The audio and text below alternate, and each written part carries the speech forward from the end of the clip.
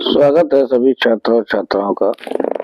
आज की इस क्लास में हम बात करेंगे कक्षा 10 पाठ 3 धातु तथा अधातु में। तो धातुओं की प्राप्ति या इसको कहते हैं धात्विकी। तो ये थोड़ा बड़ा टॉपिक रहता है और बड़े के साथ साथ हमें ये भी पता होना चाहिए कि इससे जो प्रश्न बनता है तो ज्यादातर लॉन्ग प्रश्न ही बनता है। धातुओं की प्राप्ति, इससे 60% बनने के चांस जो होते हैं वो भी देखे गए हैं, लेकिन लॉन्ग प्रश्न करने की संभावना बहुत ज्यादा रहती है। तो धातुओं की प्राप्ति को समझेंगे। जैसा कि हम जानते हैं सभी, हमें धातुएं प्राप्त कहाँ से होती हैं, तो कहीं ना कहीं हम ये सब बात जानते हैं कि हमें धातुएं जो हैं वो पृथ्वी से ही प्राप्त होती हैं। जितने भी खनिज हैं वो सब पृथ्वी से प्राप्त होते हैं। तो इसमें सबसे पहले हम बात करेंगे खनिजों की। तो खनिज के बारे में बात करेंगे। पृथ्वी में प्राकृतिक रूप से उपस्थित तत्वों एवं यौगिकों को खनिज कहते हैं। यानी कि हम गए खदान में और हमने खुदाई की, तो वहां पे हमें कुछ तत्व और यौगिक मिले, इनका मिश्रण वगैरह मिला, जिस रूप में वो हमें प्राप्त हो गया, बस उसी को हमने क्या कह दिया, खनिज कह दिया। उसी को हमने क्या कह दिया, देखकर खनिज कह दिया। जैसे अगर हम बात करें, यहाँ पे एक उदाहरण ले लेते हैं कॉपर पाइराइट का, और जिसका सूत्र है CuFeS2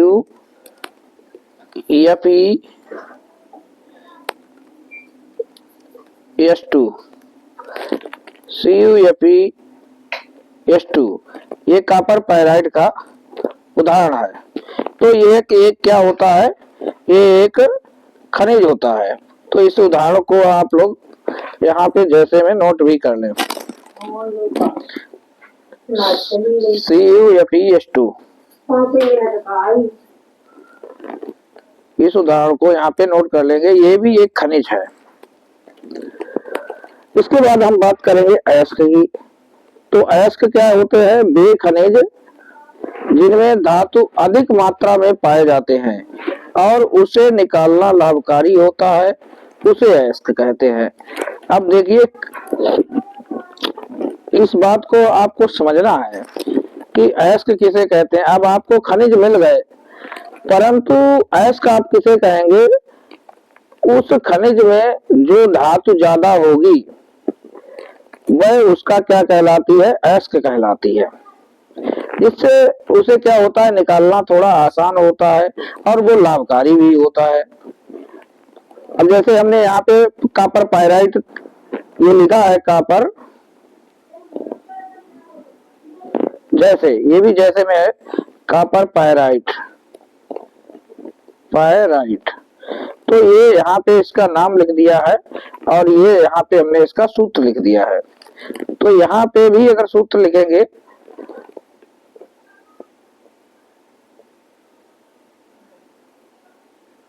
यहाँ पे सूत्र लिख देते हैं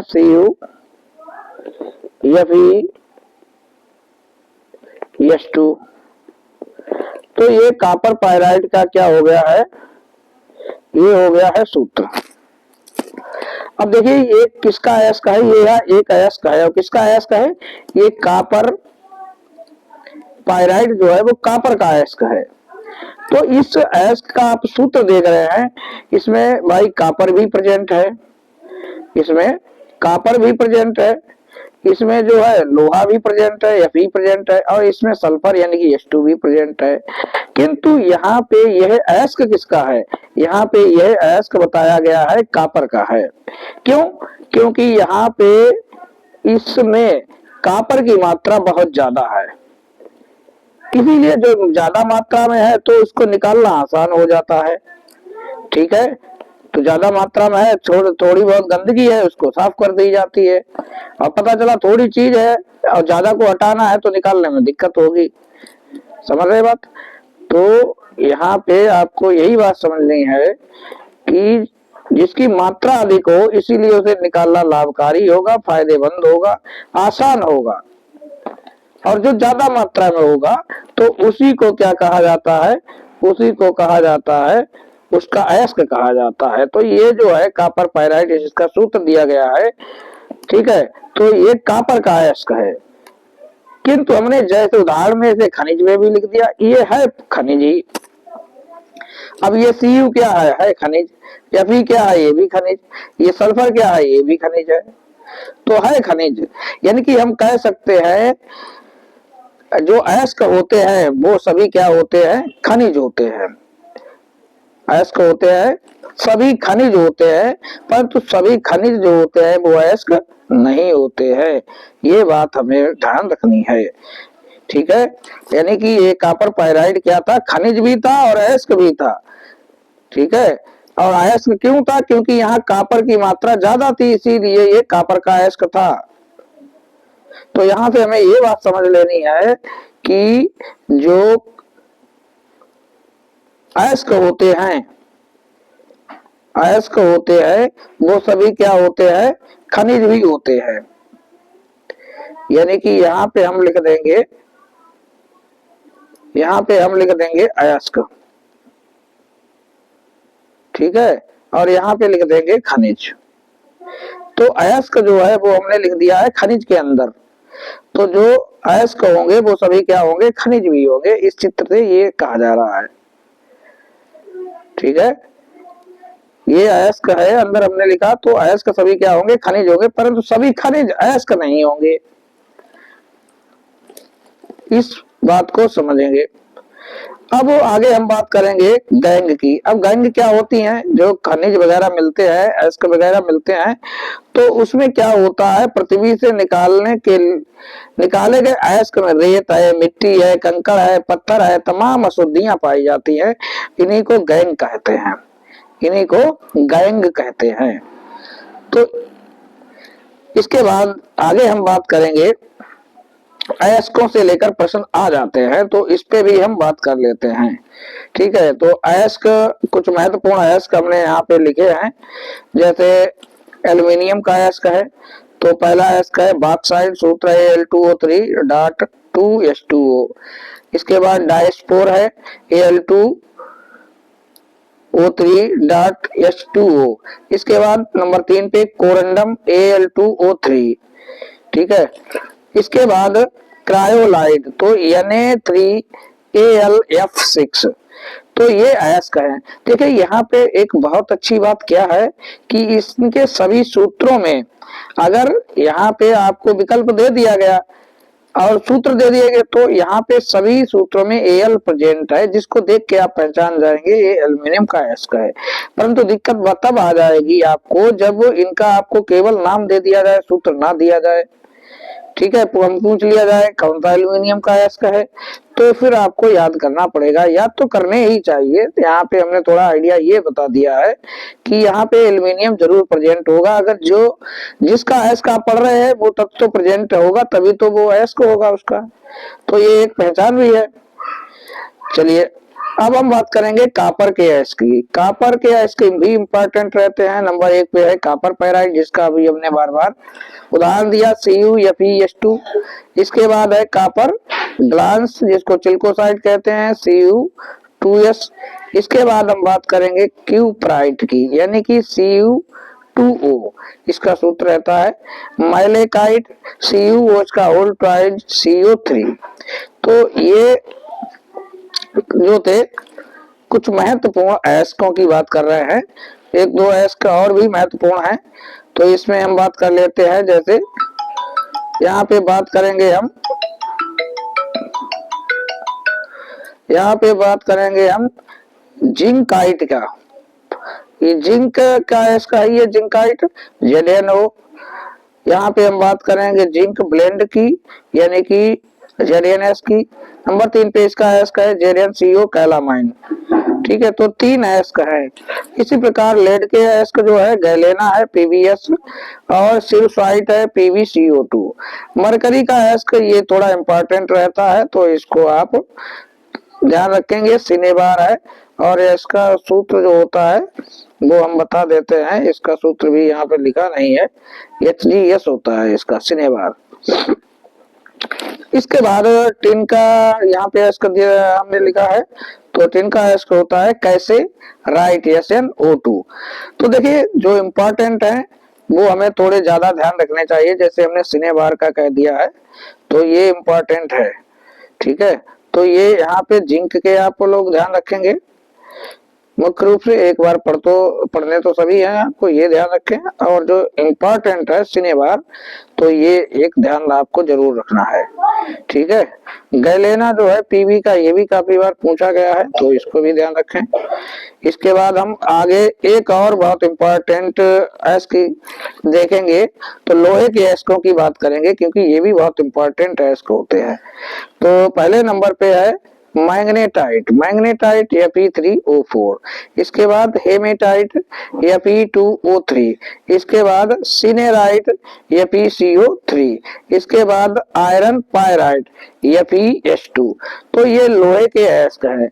देखिए अयस्क में सभी में Fe है, क्योंकि लोहे के अयस्क हैं तो Fe तो होगा ही, ठीक है। थोरियम का अयस्क दिया है मोनोजाइट, तो ये आप देख लेंगे। लेकिन ये जो इम्पोर्टेंट की अगर हम इसमें बात करेंगे, तो ये जो है काफी इम्पोर्टेंट है, पूछे जाते हैं, तो इनको आप जरूर देखेंगे। बार बार प्रश्न आते हैं, विकल्प में पूछे जाते हैं कि कौन सा अयस्क किसका है, या ऐसे पूछ लेंगे इसमें से कौन सा अयस्क लोहे का नहीं है। इस प्रकार से भी आपसे प्रश्न पूछे जाते हैं। लेकिन जैसे में तो आप 2 एग्जाम्पल लिख देंगे जब वहां पे, तो उससे भी आपका काम चल जाएगा। चलिए ये सब अयस्क यहाँ पे आपको धातु प्रक्रम में लिखने की आवश्यकता नहीं है। अगर ये प्रश्न आपसे पूछ लिया जाता है तो यहाँ पे 2-3 लिख देंगे, लेकिन यहाँ पे आपको याद करने पड़ेंगे, क्योंकि जो बहुविकल्पी प्रश्न काफी बन जाते हैं यहाँ से। अब हम बात करेंगे धातुओं की प्राप्ति। तो धातुओं की प्राप्ति जो है वो 3 प्रकार से होती है। धातुओं की प्राप्ति 3 प्रकार से होती है।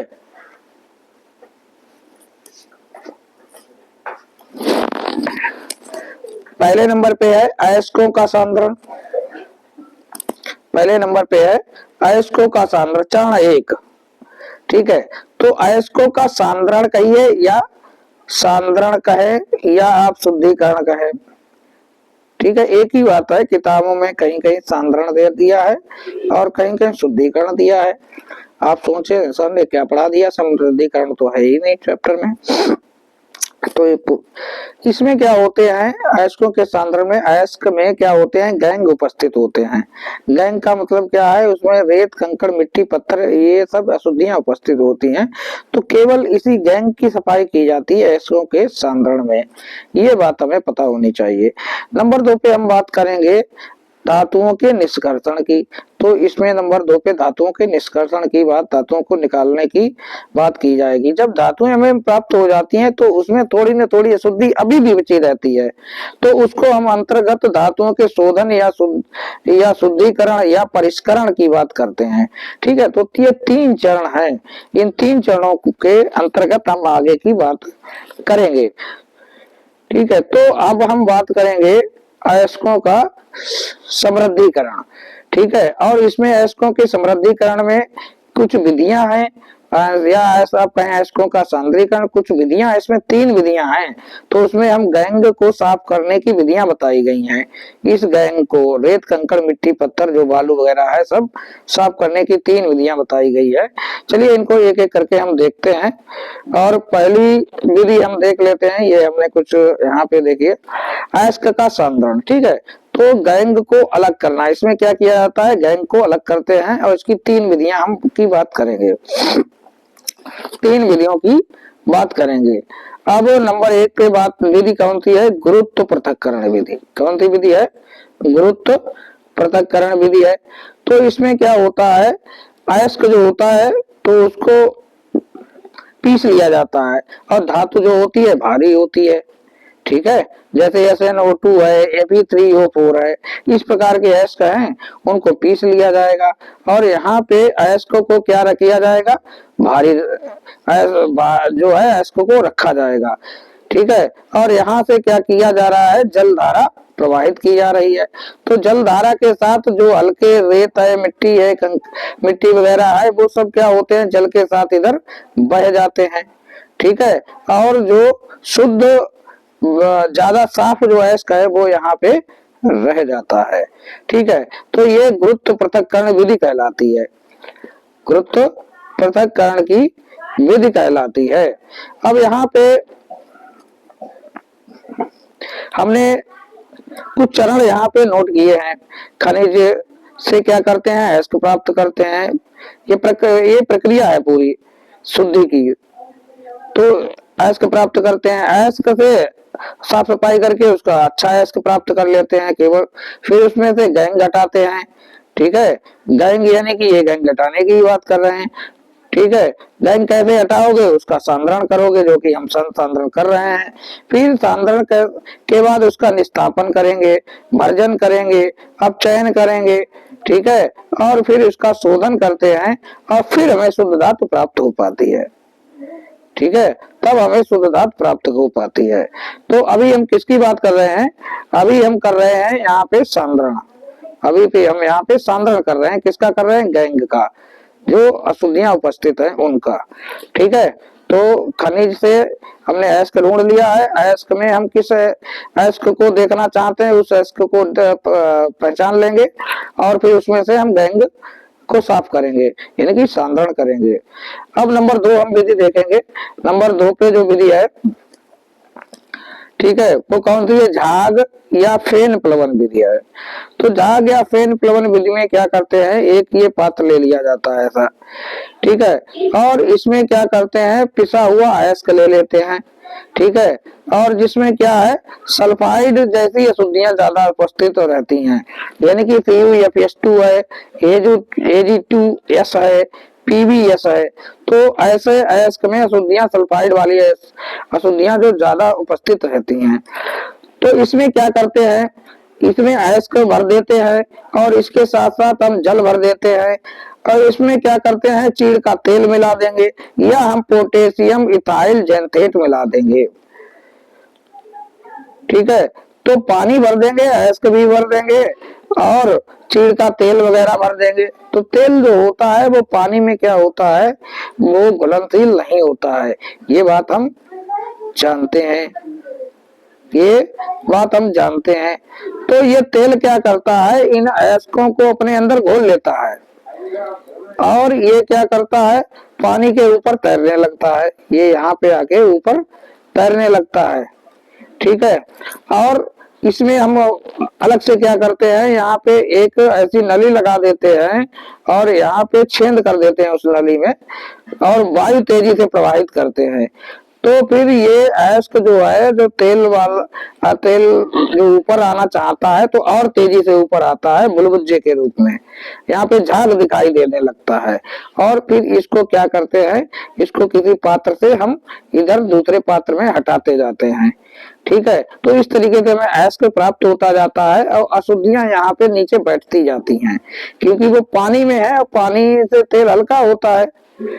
तो ये हमें ध्यान रखना है, इस तरीके से इस अयस्क का हमें शोधन करते हैं। चलिए अब हम बात करेंगे नंबर 3 पे, चुंबकीय पृथक्करण विधि। तो नंबर 3 पे देखेंगे चुंबकीय पृथक्करण विधि क्या होती है। इसमें ऐसा है, एक यहाँ पे मोटर लगा लेते हैं, ये एक पट्टी चढ़ाते हैं और ये एक चुंबक का भील रहता है, ये घूमता है, यहाँ से पिसा हुआ अयस्क डालते हैं तो ये अयस्क यहाँ पे आता है पट्टी से। तो यहाँ पे जो चुंबकीय पदार्थ है वो चिपका रहता है इससे। ठीक है, और वो चिपका रहता है और वो यहाँ पर यहाँ तक आता है और जहां पर ये पहिया जो है चुंबक का और ये पट्टी अलग होती है, तब ये यहाँ पे ये अयस्क अलग होके नीचे गिरता है। अयस्क नीचे गिरता है, अयस्क भी होता सकता है, अशुद्धि भी हो सकती है। यहाँ पे ये बात आपको ध्यान रखनी है, दोनों में से कोई एक चीज कैसी होनी चाहिए, चुंबकीय होनी चाहिए। तो जो चुंबकीय होगी वो यहाँ पे गिरेगी और जो अचुंबकीय होगी यानी कि चुंबक को नहीं पकड़ेगी तो वो दूर गिर जाएगी, यहीं पे गिर जाएगी। तो अलग अलग ये चीजें दोनों गिर जाती हैं। ठीक है, तो इस विधि में ये ध्यान रखना होता है, दोनों में से अशुद्धियों में से या अयस्क में से एक पदार्थ जो है चुंबकीय होना जरूरी होता है। ठीक है, तो इनको हमने आगे लिखा भी है, इनको एक बार पढ़ देते हैं, इन विधियों को यहाँ पे समझा है। तो देखिए अयस्कों के सांद्रण की हम बात कर रहे हैं, अयस्कों के सांद्रण की बात कर रहे हैं। ठीक है, तो देखिए एक बार हम समझा देते हैं आपको पूरा। हमने इसका यहाँ पे चार्ट बनाना चाहिए था, कहाँ पे है ये, थोड़ा हमें लगता है ये चार्ट जो है ये हमने यहाँ पे रख दिया है, वहीं पे होना चाहिए। तो चलिए कोई बात नहीं, देखते हैं। देखिए सबसे पहले अयस्क लेंगे, इसका क्या करेंगे, सांद्रण करेंगे। तो सांद्रण हमने 3 विधियों से भी बताया है। ठीक है, तो एक चुंबकीय पृथक्करण विधि है, झाग प्लवन विधि है, और एक और विधि थी। तो ये 3 विधियों से हमने अभी इसका सांद्रण किया है। अब आपके पास आ जाता है सांद्रित अयस्क। सांद्रित अयस्क आ गया, तो अयस्क में क्या होती हैं, धातुएं होती हैं। धातुएं जो होती हैं वो अधिक क्रियाशील होंगी, मध्यम क्रियाशील होंगी और कम क्रियाशील होंगी। तो 3 प्रकार की आपके पास धातुएं होंगी। ठीक है, तो जो अधिक क्रियाशील धातुएं हैं वो उनका क्या किया जाएगा, विद्युत अपघटन करेंगे और हमें शुद्ध धातु प्राप्त हो जाएगी। ठीक है, और हमें शुद्ध धातु प्राप्त हो जाएगी। लेकिन मध्यम क्रियाशील जो धातुएं हैं, जो धातुएं मध्यम क्रियाशील है ये वाली, तो इसमें 2 प्रकार की अशुद्धि देखने को मिलती हैं। कौन कौन सी, नंबर 1 पे जिनमें CO3 यानी कि कार्बोनेट अयस्क होगा, कार्बोनेट की अशुद्धि होगी, और इसमें सल्फाइड की अशुद्धि भी देखने को मिलती है। तो जिसमें अशुद्धि होगी कार्बोनेट की, उसका हम क्या करेंगे, उसका हम करेंगे निस्तापन, और जिसमें सल्फाइड की अशुद्धि होगी उसका हम करेंगे भर्जन। ठीक है, और निस्तापन और भर्जन दोनों ही जब करेंगे तो हमें दोनों में प्राप्त हो जाएंगे उन धातुओं के ऑक्साइड, यानी कि ऑक्सीजन वाली धातु प्राप्त हो जाएगी, ऑक्साइड उपस्थित होगा। और इस ऑक्सीजन को हटाने के लिए हम अपचयन करेंगे, तो भी हमें अशुद्ध धातु प्राप्त होगी। फिर हम उसका शोधन करेंगे और फिर हमें शुद्ध धातु प्राप्त हो पाएगी। तो ये काम करना होता है हमें मध्यम क्रियाशील धातुओं के लिए। तो मध्यम क्रियाशील धातुओं में ही काम ज्यादा होता है, इस बात को हमें थोड़ा ध्यान रखना है। और यही काम करना होता है कहाँ पे, कम क्रियाशील धातुओं में। कम क्रियाशील धातुएं जो होती हैं उनमें भी सल्फाइड के अयस्क होते हैं। इन सल्फाइड के अयस्क होंगे तो इसका क्या करेंगे, भर्जन। यहाँ किया था तो यहाँ भी आप भर्जन करेंगे।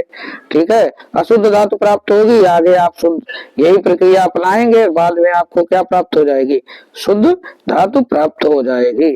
ठीक है, शुद्ध धातु यहाँ पे कब प्राप्त होगी, एक बात और आपको ध्यान रखनी है। ठीक है, शोधन की तो हमने बात कह दी है। अब यहाँ पे आपको ये बात यहाँ पे हम समझा देते हैं, क्योंकि ये बहुत बच्चों के समझ नहीं आता है। यहाँ पे आप अपचयन करेंगे, जब अपचयन कर लेंगे तब भी आपको अशुद्ध धातु प्राप्त होती है। ठीक है, अशुद्ध धातु यहाँ पे प्राप्त हो गई, अपचयन यहाँ भी होगा, लिखा नहीं है हमने। ठीक है, तो अपचयन, अब आपने यहाँ पे लिखा है शोधन, यहाँ भी लिखा है, यहाँ भी लिखा है, तो आप शोधन कैसे करेंगे। तो जो ये अशुद्ध धातु है इसका एक ही विधि यहाँ पे तीनों में अपनाई जाती है, और वो है विद्युत अपघटन विधि। और विद्युत अपघटन विधि करेंगे तो यहाँ भी आपको शुद्ध धातु प्राप्त होगी, और यहाँ भी आपको शुद्ध धातु प्राप्त होगी, और यहाँ भी आपको शुद्ध धातु प्राप्त होगी। नंबर ये 3 पे पॉइंट हम पढ़ेंगे, धातुओं का परिष्करण, तब ये काम किया जाता है। ठीक है, विद्युत अपघटन विधि के द्वारा ही हमें क्या प्राप्त, कैसी धातु प्राप्त होती है, शुद्ध धातु प्राप्त होती है। तो ये बात हमें ध्यान रखनी है। तो अभी तो हम पढ़ रहे हैं, क्या पढ़ रहे हैं, सांद्रित अयस्क कर रहे हैं, सांद्रण कर रहे हैं। तो 3 विधियों को भी हमने समझा है, और उनको हम क्या करेंगे, उनकी थ्योरी को देखेंगे ताकि सरलता बनी रहे। चलिए हम थ्योरी को देख लेते हैं। ये हमने यहाँ पे देखिए, ठीक, अब हम अयस्क का सांद्रण नंबर 1 पे क्या कर रहे हैं, अयस्क का सांद्रण पढ़ रहे हैं। देखिए हमने 3 विधियां बताई थी, 3 विधियां यहाँ पे बताई हैं। नंबर 1 अयस्क का समृद्धिकरण या सांद्रण, तो नंबर 1 ही अभी हम समझ रहे हैं, इसमें से गैंग घटाने की बात चल रही है। ठीक है, तो उसी बात को अभी हम देख रहे हैं। तो सभी इस बच्चे इस बात को ध्यान दें। ठीक है, लड़कियां कुछ इस बात को ज्यादा ध्यान दें, क्योंकि वो बात को देर से समझ पाती हैं। ठीक है, तो इसमें हम बात कर लेते हैं नंबर 1 का की ही बात कर रहे हैं, अयस्क के सांद्रण की। अयस्क का सांद्रण कैसे है? गुरुत्वीय पृथक्करण विधि, ये है ग्रेविटी सेपरेशन, चुंबकीय पृथक्करण यानी कि मैग्नेटिक सेपरेशन, और फेन प्लवन विधि यानी कि फ्लोटेशन प्रोसेस। तो इसमें हमने लिख दिया है, गुरुत्वीय पृथक्करण की बात करेंगे, समझ चुके हैं इसको, तो थोड़ा इसकी थ्योरी देख लेते हैं। अयस्कों के सांद्रण की यह विधि विधि धातु अयस्क तथा गैंग कणों के विशिष्ट गुरुत्व बलों में अंतर पर आधारित है। यानी कि धातु जो होगा और जो गैंग होंगे उनमें गुरुत्व बल होगा, गुरुत्व में अंतर होगा, उनके गुरुत्व क्या होता है?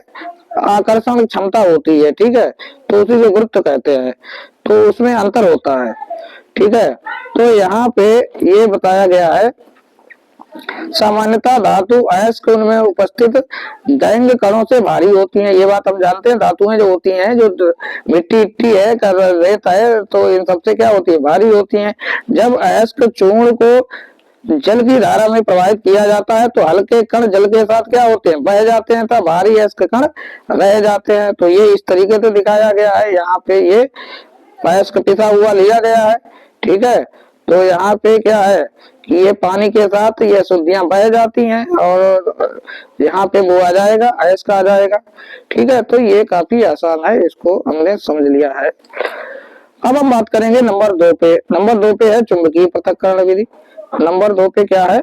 चुंबकीय पृथक्करण विधि। और चुंबकीय पृथक्करण विधि में हमने बताया, एक बार पुनः देख लेते हैं। यहाँ पे ये क्या लगा रहता है? एक मोटर लगा रहता है, यहाँ पे पहिया लगा रहता है चुंबक का, इस पे ये एक पट्टी चढ़ी रहती है। यहाँ से क्या किया जाता है? अयस्क डाला जाता है, ये अयस्क इधर आता है।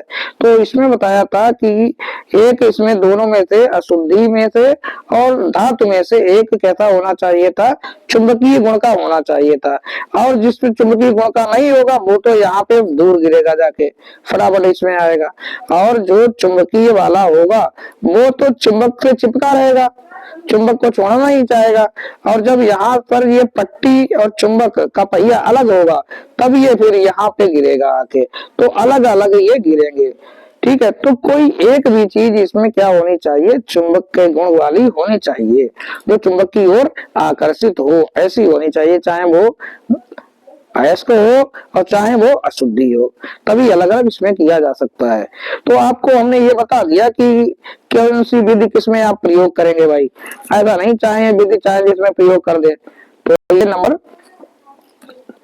नंबर किसकी बात कर रहे हैं हम? एक मिनट, क्या हो गया?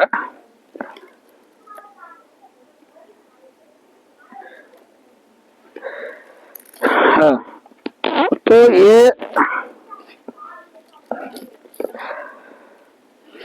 हमने बात की है चुंबकीय पृथक्करण विधि, यानी कि नंबर 2 की बात कर रहे हैं, नंबर 2 की बात कर रहे हैं। यदि अयस्क कणों अथवा गैंग कणों में से कोई एक चुंबकीय गुण वाला है तो अयस्कों के सांद्रण के लिए चुंबकीय पृथक्करण विधि का प्रयोग किया जाता है। इस विधि में धातु अयस्क का बारीक चूर्ण बनाकर उसे चुंबकीय रोलर से गुजारा जाता है। इस प्रक्रिया में गैर चुंबकीय कण रोलर से दूर तथा चुंबकीय कण रोलर के समीप एकत्र हो जाते हैं, ठीक है। तो ये विधि समझ गए होंगे आप। इसके बाद इसको हमने यहाँ पे भी एक चित्र के माध्यम से दिखाया हुआ है। यहाँ पे ये अयस्क इसमें से डाला जा रहा है और ये क्या है? मोटर वगैरह है। ये यहाँ पे पहिया किसका है? चुंबक का है।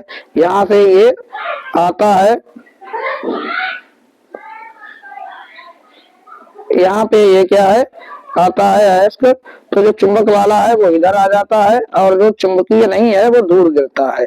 ये मैग्नेटिक हो जाता है और ये नॉन मैग्नेटिक हो जाता है, ठीक है। तो इस मशीन को चित्र से द्वारा दिखाया है। चलिए आगे बढ़ते हैं। अब हम नंबर 3 की बात करेंगे। नंबर 3 पे किसकी बात करेंगे? नंबर 3 पे बात करेंगे फेन प्लवन विधि की, ठीक है। ये अयस्क के सांद्रण के अंतर्गत ही हम बात कर रहे हैं। अब इसमें क्या किया जाता है?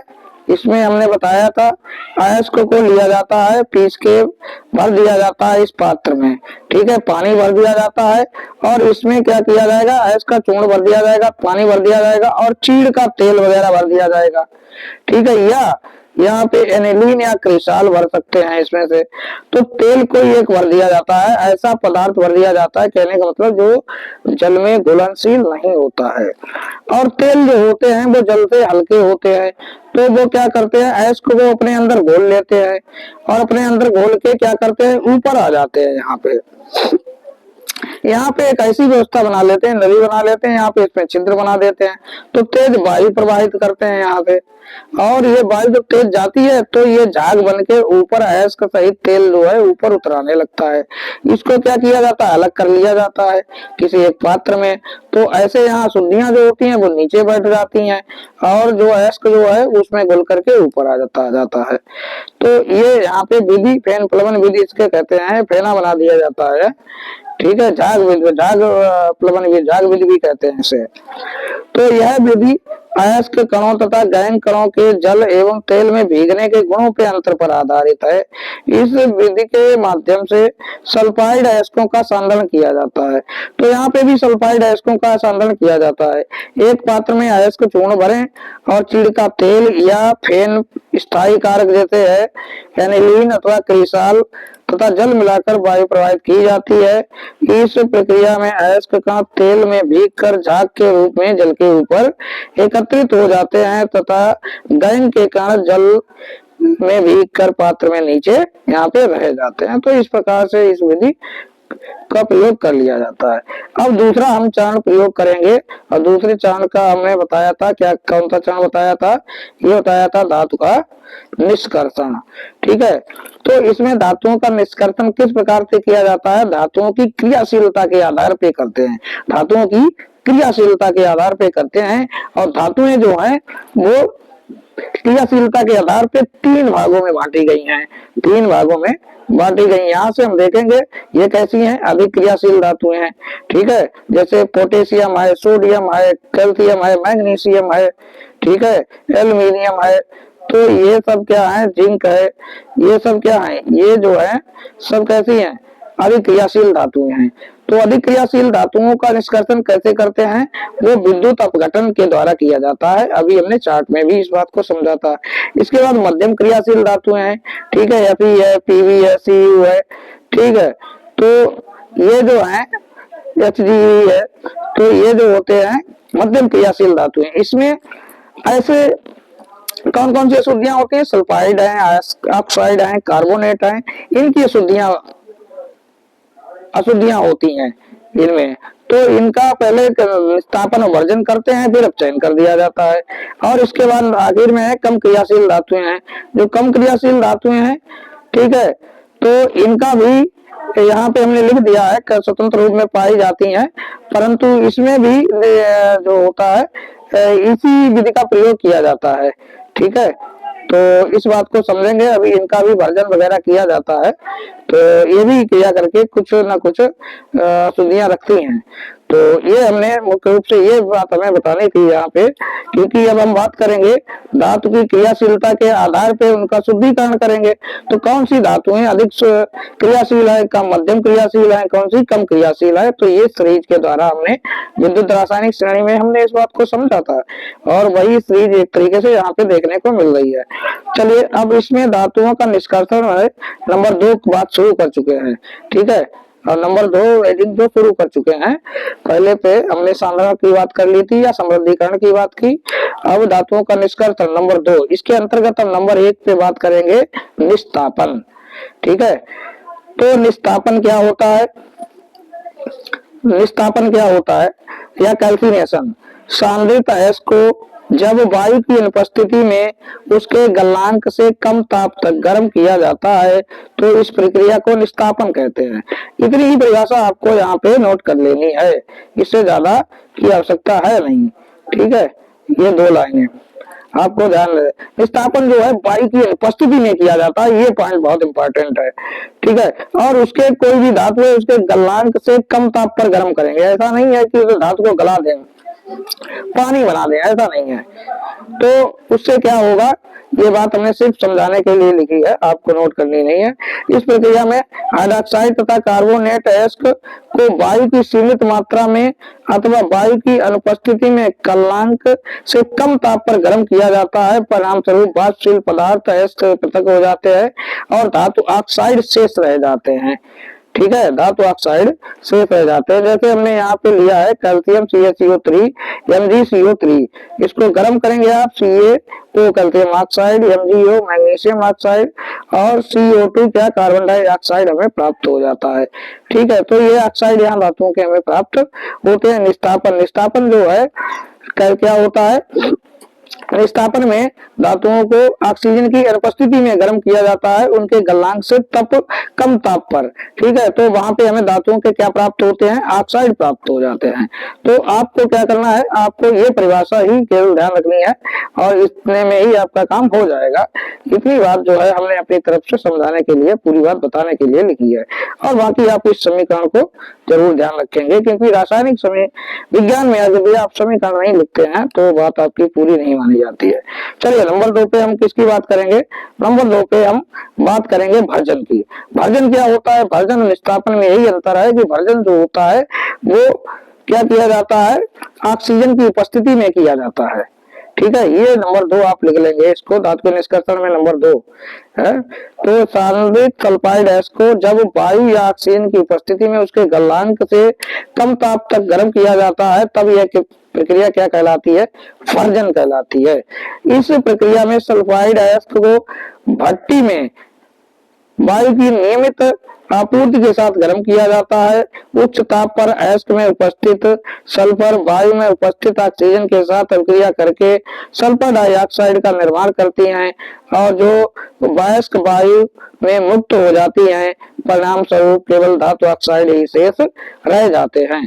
ठीक है, तो इस बात को आपको क्या करना है, इसकी परिभाषा हम बता देते हैं, आपको कितनी नोट करनी है, इतनी यहाँ पे नोट करनी है बस।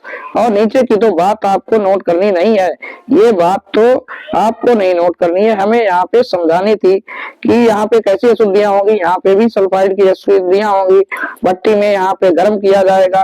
ठीक है, तो गैसें निकलेंगी और धातुओं के ऑक्साइड प्राप्त होंगे। तो गैसें तो क्या होंगी, वायु में चली जाएंगी, मुक्त हो जाएंगी और केवल धातु ऑक्साइड से रह जाते हैं। अगर आप ये बात भी ध्यान रख पाते हैं तो बहुत अच्छी बात है, लेकिन आप मुख्य रूप से उतनी ही बात ध्यान रखें तो भी कोई दिक्कत वाली बात नहीं है। ठीक है, इतनी बात आप ध्यान रखें तब भी आपका काम हो जाएगा।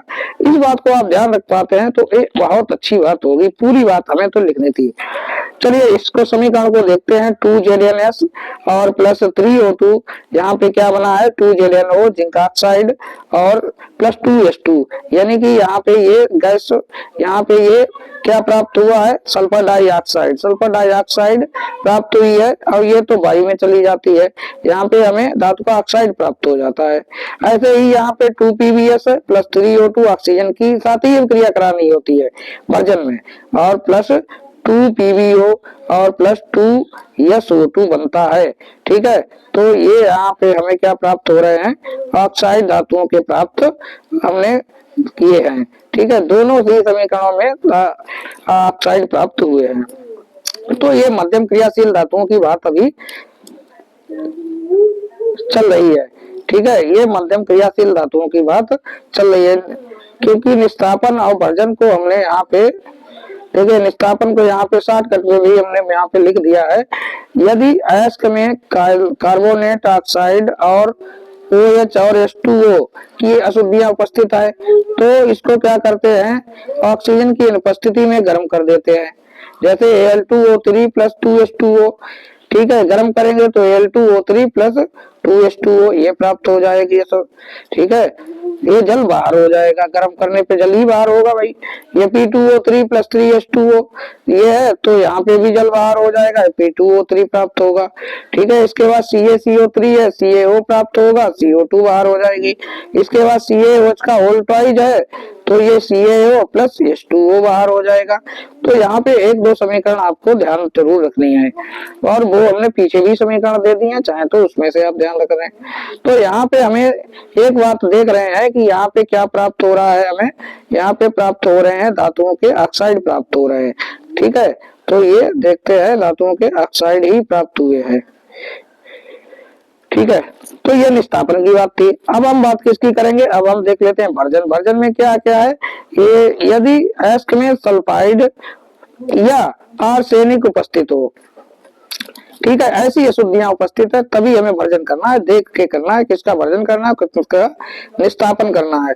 तो वर्जन जिसमें अशुद्धियां हो सल्फाइड और अयस्क की, आर्सेनिक की, और निष्ठापन में ये कार्बोनेट है, ऑक्साइड है, हाइड्रोक्साइड है, और ये जल वगैरह ऐसी अशुद्धियां है, गंदा पानी है, तो वो उसका काम किया जाता है, उसका निष्ठापन किया जाता है और वर्जन में ये किया जाता है। तो यहाँ ऑक्सीजन के साथ क्रिया की जाती है, ये 2FeS है प्लस 3O2 क्या बनता है 2FeO प्लस 2H2।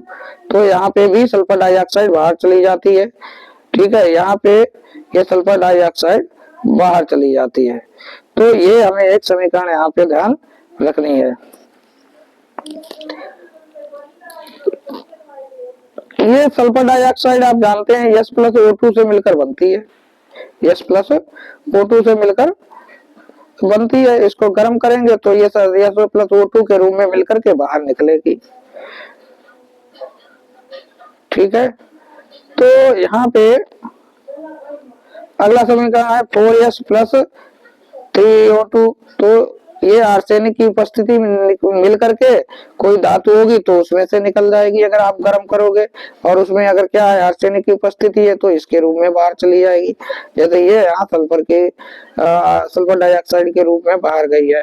तो यहाँ पे भी आप एक समीकरण को ध्यान रख ले, तो यहाँ पे ठीक है, इसको आप ध्यान रख ले तो ये सही रहेगा। और बाकी यहाँ पर आप एक दो समीकरण जरूर याद कर लें। ओवरऑल हमें यहाँ से ये चीज देखने को मिलती है, यहाँ पे भी हमें ऑक्साइड प्राप्त हो रहा है, यहाँ भी हर जगह हमें क्या प्राप्त हो रहे हैं, यहाँ पे ऑक्साइड प्राप्त हो रहे हैं। यानी कि हमने सांद्रण किया था, इसके बाद निष्ठापन किया, इसके बाद क्या किया है भर्जन किया है। तो निष्ठापन जो है वो वायु की ऑक्सीजन की अनुपस्थिति में होता है, भर्जन जो है वायु की उपस्थिति में होता है।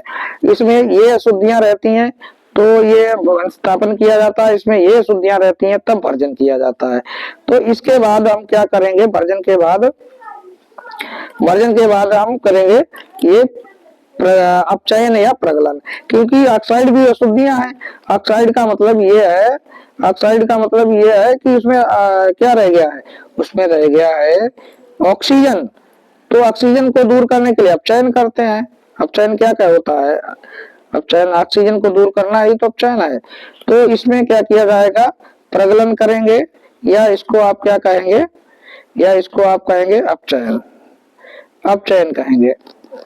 ठीक है, आपको चलो छोड़ो, इसको यहाँ पे लिखते नहीं बन रहा, अपचयन, या ये आप कर रहे हैं अपचयन, इधर लिख देते हैं।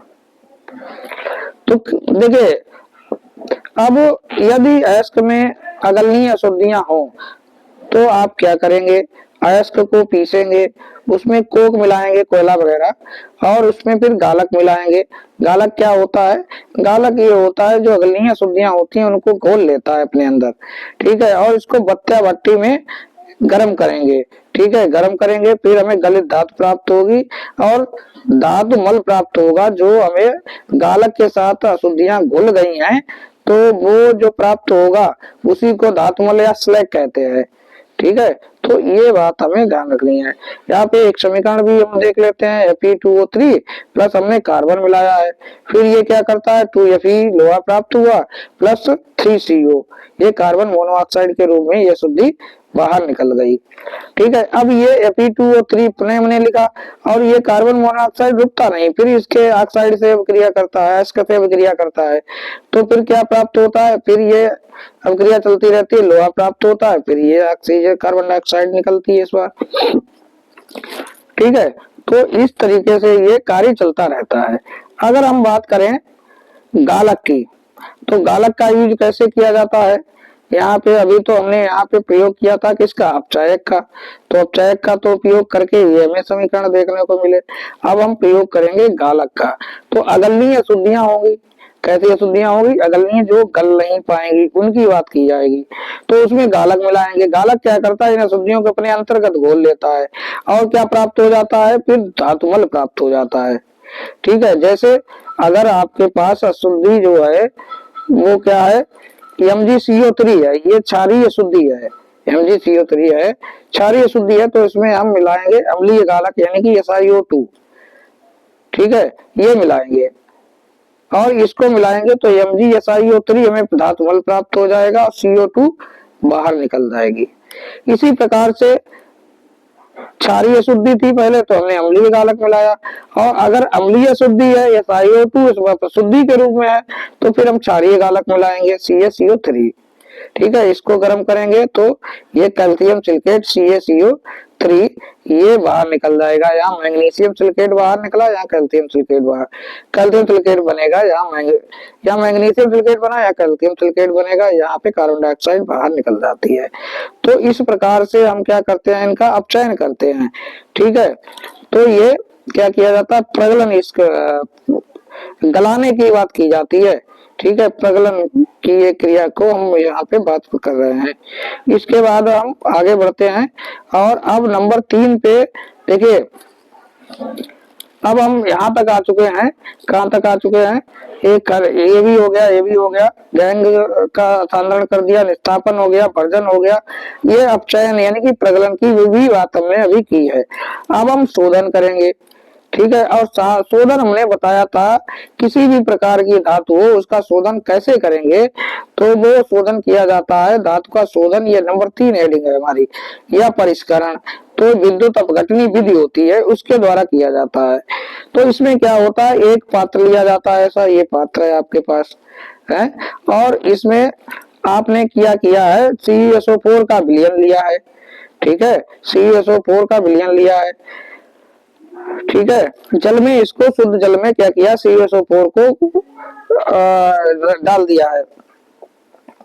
अब CuSO4 जो है Cu++ और SO4 के माइनस में के रूप में टूट जाता है। यहाँ पे 2 इलेक्ट्रोड लगाए हैं। यह एक मोटा इलेक्ट्रोड अशुद्ध इलेक्ट्रोड है, इसे क्या कहा गया है? एनोड कहा गया है। और यहाँ पे एक पतला इलेक्ट्रोड लगाया गया है, ये शुद्ध है, ये कैथोड के रूप में काम कर रहा है। इधर जो चार्ज है वो कैसा है? माइनस है, और इधर जो चार्ज है वो प्लस है, यानी कि एनोड पे जो चार्ज है वो प्लस है और कैथोड पे जो चार्ज है वो माइनस है। यहाँ पे एनोड जो है वो अशुद्ध धातु का रहेगा और कैथोड जो है वो शुद्ध धातु का रहेगा। ठीक है, तो यहाँ पे एक बात और ध्यान रखनी होती है, अगर आपने विलयन CuSO4 कॉपर सल्फेट का लिया है तो आपको कॉपर के ही इलेक्ट्रोड लगाने होते हैं। ठीक है, यानी कि कॉपर के ही इलेक्ट्रोड लगाने होंगे। अगर यहाँ पे विलयन आप NaCl का लेंगे भैया, तो यहाँ इलेक्ट्रोड आपको सोडियम के लगाने पड़ेंगे, यानी कि जैसा विलयन होता है वैसे ही आपको इलेक्ट्रोड लगाने पड़ते हैं। ठीक है, तो यहाँ पे आपने ये सब भर दिया कॉपर सल्फेट का विलयन, तो यहाँ पे कॉपर सल्फेट इस रूप में टूट जाता है। ठीक है, और यहाँ पे क्या होता है?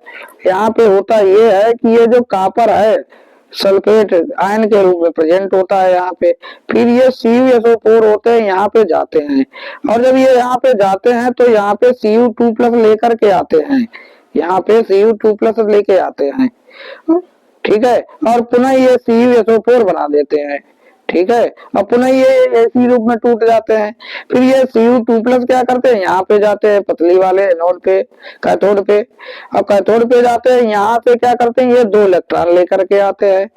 ठीक है, और क्या बना देते हैं? कॉपर धातु पे यहाँ जमा होते रहते हैं, और जो पतली धातु होती है वह पतली धातु की जो छड़ होती है, जो इलेक्ट्रोड होता है, वो धीरे धीरे मोटा होता रहता है, और यहाँ पे कॉपर जो है ना इसके चारों ओर इकट्ठा होता रहता है, ये धातु मोटी हो जाती है।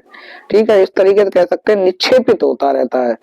ठीक है, तो ये बात बच्चों आपको समझनी थी, यानी कि जो सल्फेट यहाँ पे आयन थे तो वो कहाँ जाते हैं? एनोड पे जाते हैं, एनोड रॉड पे जाते हैं यहाँ पे, वहां से Cu2+ लेते हैं और CuSO4 विलयन में कि में पुनः आ जाते हैं। फिर ये पुनः यहाँ से Cu प्लस कहाँ जाते हैं, ये जाते हैं यहाँ कैथोड पर। तो यह क्या करते हैं, यहाँ से इलेक्ट्रॉन लेके ये अपने आप को न्यूट्रल कर लेते हैं कॉपर धातु पे। यहाँ पे ये निक्षेपित होते रहते हैं, चिपकते रहते हैं यहाँ पे ऐसे। ये जो रॉड मोटी हो जाती है, इससे भी मोटी हो जाती है, और इस प्रक्रिया में जो रॉड मोटी है वो यहाँ घुल घुल के पतली होती रहती है, ये धीरे धीरे घुलती रहती है, और ये रॉड जो है धीरे धीरे मोटी होती रहती है, मोटी होती रहती है भाई। और क्यों मोटी होती रहती है, क्योंकि यहाँ पे कॉपर जो है Cu वो इकट्ठा होता रहता है, ठीक है, कॉपर एकत्र होता रहता है, और यही शुद्ध कॉपर में प्राप्त होता रहता है, ठीक है। और जो अशुद्धियां हैं, यहाँ पे तो इस रॉड पे तो क्या लिया गया था, यहाँ ये तो अशुद्ध कॉपर है, ठीक है, तो वो घुल के नीचे बैठती रहती है, यहाँ पे नीचे इसकी तली में बैठी रहती है। इसको हम क्या कह देते हैं, इसको एनोड मड कह देते हैं, ठीक है, या इसको एनोड पंख भी कह देते हैं। एनोड पंख भी किताबों में लिखा मिल जाएगा आपको, ठीक है, क्योंकि ये एनोड से आ रही हैं अशुद्धियां, एनोड का काम कर रहा है ये, ठीक है, तो इसीलिए से एनोड पंख कहा गया है। यहाँ पे देखिए ये बैटरी से जोड़ दिया गया था, ये रॉड, ये जो यहाँ पे दो इलेक्ट्रोड लगाए गए, इनको तार से जोड़ दिया गया या फिर बैटरी से जोड़ दिया गया था, फिर विद्युत धारा प्रवाहित की गई थी, तब ये काम होता है, तब ये क्रिया प्रारंभ होती है, ठीक है। तो इस बात को हमने समझा। यहाँ पे इसको हमने ये चार्ट जो था वो एक बार पुनः देख लो। सबसे पहले हमने क्या किया था, एस्क लिया था, इसका सांद्रण किया, 3 विधियों के द्वारा किया था, गुरुत्व पृथक्करण के द्वारा, फ्रेन-प्लम विधि के द्वारा, चुंबकीय पृथक्करण के द्वारा। इसके हमें शुद्ध सांद्रित अयस्क प्राप्त हो गया। अब सांद्रित अयस्क जो था वो उसमें धातु थी, धातुएं 3 प्रकार की थी। धातु अधिक क्रियाशील धातु, इनका सीधे विद्युत अपघटन कर दिया जाता है, लेकिन मध्यम क्रियाशील धातुओं में कार्बोनेट अयस्क उपस्थित थे, सल्फाइड अयस्क उपस्थित थे। तो ये अशुद्धियां थी, तो जिनमें कार्बोनेट है उनका निस्तापन करेंगे, जिनमें सल्फाइड है उनका वर्जन करेंगे, ठीक है। और इन दोनों के हमें क्या प्राप्त होते हैं, ऑक्साइड, ऑक्साइड प्राप्त होते हैं, इनका प्रगलन किया जाएगा, अपचयन किया जाएगा, ठीक है। फिर हम इसका क्या करेंगे, जो शुद्ध धातु प्राप्त होगी शोधन की करेंगे, शोधन मतलब विद्युत अपघटन करेंगे और हमें शुद्ध धातु प्राप्त हो जाएगी। यही बात यहाँ पे कम क्रियाशील धातुओं में रहती है। यहाँ पे भी सल्फाइड अयस्क उपस्थित है तो वर्जन कर देंगे, फिर अशुद्ध धातु प्राप्त हो जाएगी। फिर यहाँ पे क्या करेंगे, विद्युत अपघटन करेंगे, शोधन करेंगे तो हमें शुद्ध धातु प्राप्त हो जाती है। तो इस चार्ट को हम ध्यान रखेंगे तो हमें आसानी बनी रहती है। चलिए इसको हमने यहाँ पे लिख भी दिया है, ये जो नंबर 3 पे है धातुओं का परिष्करण, यहाँ पे इसको रखते हैं ताकि दिखाई देता रहे। ये चित्र भी कहाँ पे लगाया जाए इसको, चलिए यहीं पे एनोड पंख कहते हैं, ठीक। तो ये धातुओं का परिष्करण नंबर 3 हमने यहाँ पे इस चित्र के द्वारा बता, थोड़ा ज्यादा साफ आएगा, सभी पीपीटी तैयार हो नहीं पाए। तो यहाँ पे हम बात कर लेते हैं, तो यहाँ पे बात करेंगे। तो ये बात क्या है, यहाँ पे बात ये जो है वो धातुओं के परिष्करण की बात करेंगे, धातुओं के परिष्करण की बात करेंगे। क्या लिखा है हमने, धातुओं को अपद्रव्य से हटाने के लिए सबसे अधिक उपयोगी विधि जो होती है विद्युत अपघटनी परिष्करण विधि है, ठीक है।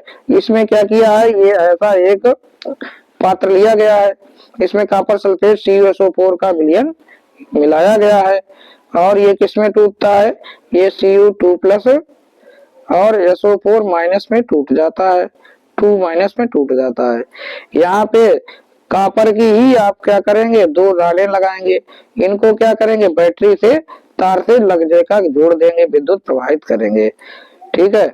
तो क्या होगा, तो जब विद्युत धारा प्रवाहित होगी तो अशुद्ध धातु अपघट्ट में घुलने लगेगी, जो अशुद्ध इलेक्ट्रोड है वो धातु में घुलने लगेगा, ठीक है। और फिर क्या होगा, उसी समय अपघट्ट से शुद्ध धातु उतनी ही मात्रा में कैथोड पर निक्षेपित होगी। तो एनोड इधर कर दिया गया है इसमें, ठीक है।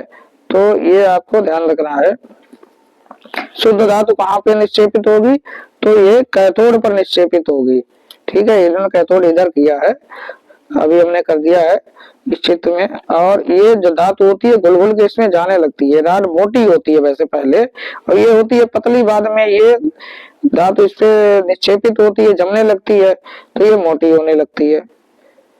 तो ये बात हमें समझनी थी, ठीक है।